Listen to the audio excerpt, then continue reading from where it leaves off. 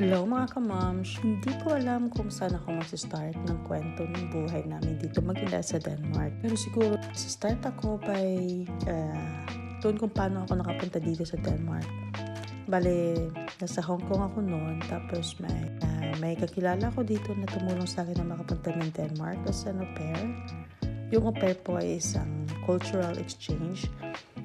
It was year 2014 no andito po ako.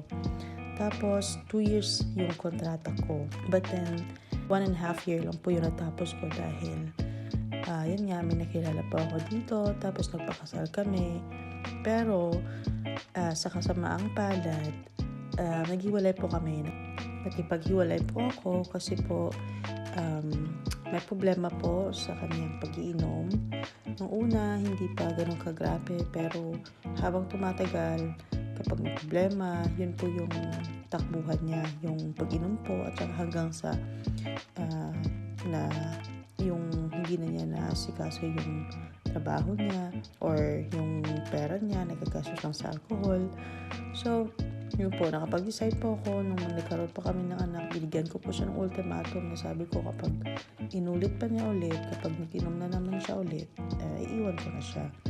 So yun nga, nung anak po ako, hindi na po siya nag-inom noon. So parang mga a year din ata noon nung bago siya ulit uminom, saka nakapag-decide na ako talaga na yun na yung last ko na, talaga last string ko na sila na kapag bumalik siya sa pag-iinom, aalis na talaga ako para po sa kapakanan ko, lalo na po sa kapakanan ng anak ko. And then, doon na po, bale, wala naman po ako masabi dun sa ex-husband ko. Mabait po siya, at saka napaka-responsable din as long as wala pong hindi po siya nagiinom. Yan lang talaga yung problema kapag nakainom. Siyempre, nag-iiba yung ugali, pababayaan yung trabaho. Ayun. So almost more than 2 years na po akong single mom dito sa Denmark. Hindi po madali. At saka, alam mo yung pagsasabayan mo lahat ng bagay, yung trabaho. Ikaw lahat. Nasa akin po yung baby namin. Napupunta lang po sa kanya every other weekend kapag nasa trabaho po ako.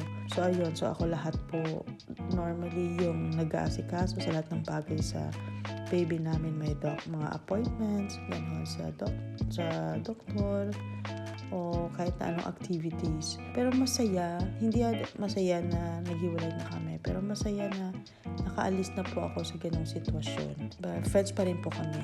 Bali, nagsasama pa rin po kami sa mga okasyon ng family niya. Tapos kung yun, may mga lakad po, magsa-summer house, magkasama pa rin po kami. Minsan, nagsasabay din po kami kumain. Minsan, doon kami kumakain sa apartment niya. Minsan naman, pag may pagkakataon, dito rin po siya kumakain sa apartment ko. Para makita ng baby namin na kahit na hindi na kami magkasama, pero meron pa rin po kami magandang relasyon. Question as parents po.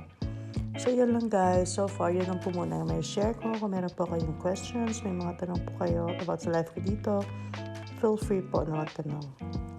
Bye for now!